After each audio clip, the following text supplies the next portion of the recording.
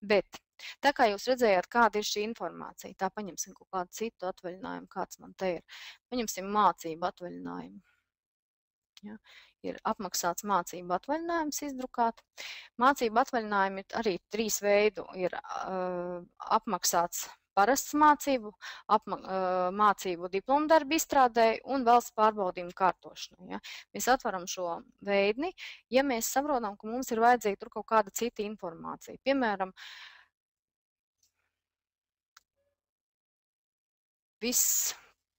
populārākā vai visizplatītākā lieta.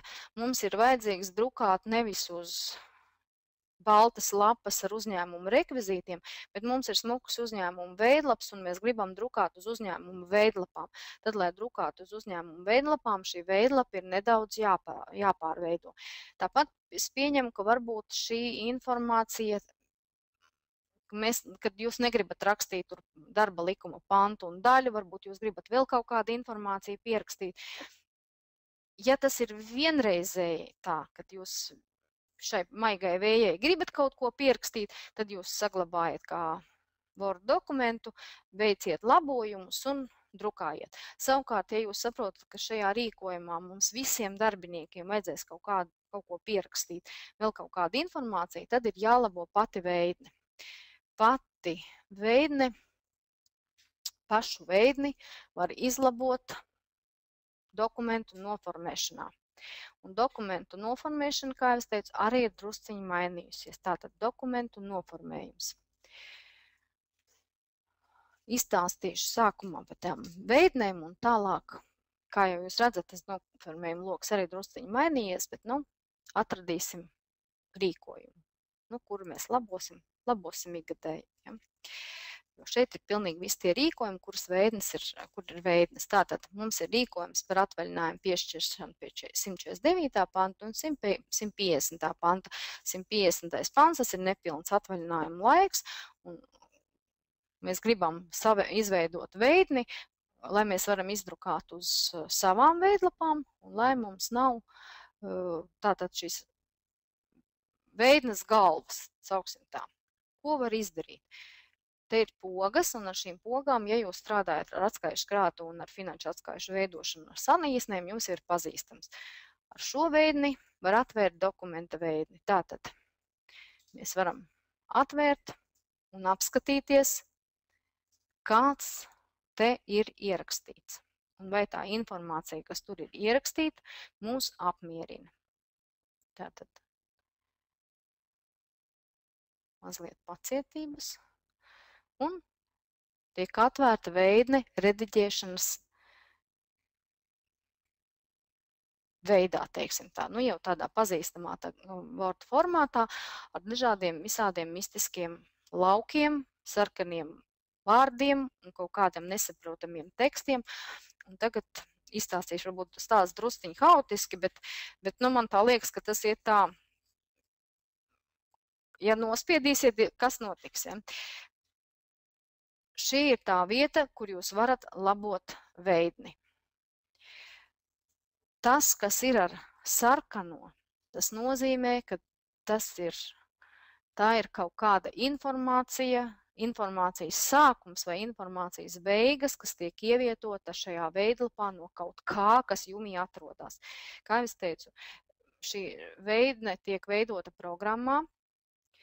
Tas nav parasts Word dokuments. Lai jūs šo veidni sataisītu, jums ir jānorāda, no kurienes jūs kādu informāciju gribat paņemt. Table start nozīmē, ka tas ir sākums vispār šai veidlapai. Un tad man jāsaka tā, nekādā gadījumā neizdzēsiet šo tekstu. Ja jūs kaut ko gribat labot, tad labojiet, bet šis ir, ja jūs izdzēsiet šo pašu pirmo lauku, tas nozīmē, ka jūs vispār šo veidni vairāk nesataisīsiet. Lūk, rekvizīts un uzņēmuma nosaukums, rekvizīts reģistrācijas numurs, juridiskā adrese, uzbraucot virsū, jūs redzat, ka šie lauki ir pelēki, tie lauki tiek ielikta no tildes jumja noteiktām sadaļām. Tātad, ja jūs vēlēsieties visas veidnes veidot paši, tad mums mājaslapā būs iespējams izlasīt nelielu tādu apmācības aprakstu. Ja jūs izlasot sapratīsiet, ka tomēr labāk, ka to izdara kāds, kas saprot kaut ko drusciņu vairāk no datoriem kā parasts lietotājs, tomēr kaut drusciņu programmētāji ievirzi, tad jūs varēsiet vērsties pie mūsu sadarbības partneriem, kuriem būs arī veikta apmācība un kur jums šis veidnes izveidos.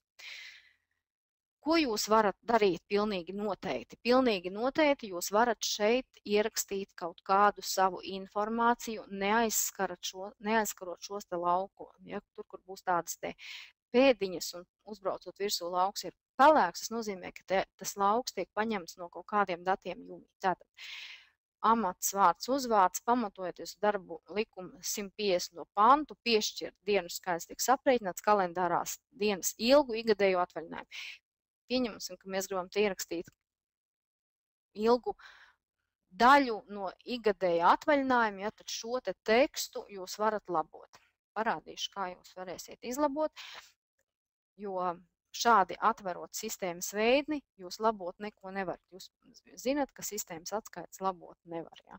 Tātad mēs esam apskatījušies šo veidni, saprotam, ka mums šajā vietā ir vajadzīgs drusciņ cits teksts, mums ir jānoņem no šī rekvizīnu zona, jo mums ir nepieciešams drukāt uz uzņēmumu veidlapām, un tagad mēs tā lēnā garā ar to nodarbosimies. Tātad mēs aizveram sistēmas veidni, jo, kā es teicu, viņu labot nevar. Bet šo veidni var labot šādi. Te ir tādas, izstāstīšu par pogām. Šī ir poga, ar kuru var pievienot izveidotās dokumenta veidnes.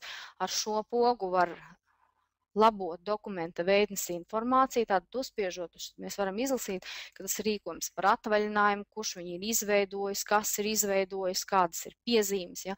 Un ja tā būs jūsu veidotā veidne, tad jūs te arī varēsiet kaut kādus savus piezīmes pierakstīt, lai ērtāk strādāt. Bet ar šo pogu mēs šo veidni, kuru gribam labot, varam saglabāt kā failu un veikt labojumus. Riskēsim, ja, jo 100% izdošanās nav nekad. Cerēsim, ka mums būs vismaz 95%. Nospiežam, ka mēs gribam šo veidni eksportēt, saglabāsim viņu, pieņemsim uz darba virsmas un spiežam labi. Lūk, dokumenta veidne veiksmīgi ir saglabāta. Jūs reiz tiek atvērta priekšskatai, tātad mums bija jānoņem tie rekvizīti, jo mums būs pašiem sava veidlapa. Uzmanīgi iekrāsojam to zonu, ko mums nevajag, un izdzēšam. Ja? Un ieliekam atkāpīti, jo šajā vietā mums būs dokumenta galviņa, kas mums ir tipogrāfiski nodrukāta. Tālāk mums bija jāieraksta, ka mums būs kalendārās dienas ilgs, daļējs, ikgadējais atvaļinājums. Ja? Tātad mēs rakstam darbiniecei vējai, pamatojoties uz darba likuma 150. pantu, piešķirt 21 kalendārās dienas ilgu. Nu, uzrakstīsim tā negramatiski daļu no ikgadējā atvaļinājuma. Vienkārši, lai redz, kas notiek. Ja? Daļa no ikgadējā atvaļinājuma. No tāda līdz tādam datumam. Pamatojums ir iesniegums, nu, ko mēs te varam. Nu, mums gribās ierakstīt, ka tas būs iesniegums par atvaļinājumu piešķiršanu, nu, lai mēs tā vēl kaut ko te paķēpājam. Par atvaļinājuma piešķiršanu. Nu, skaisti.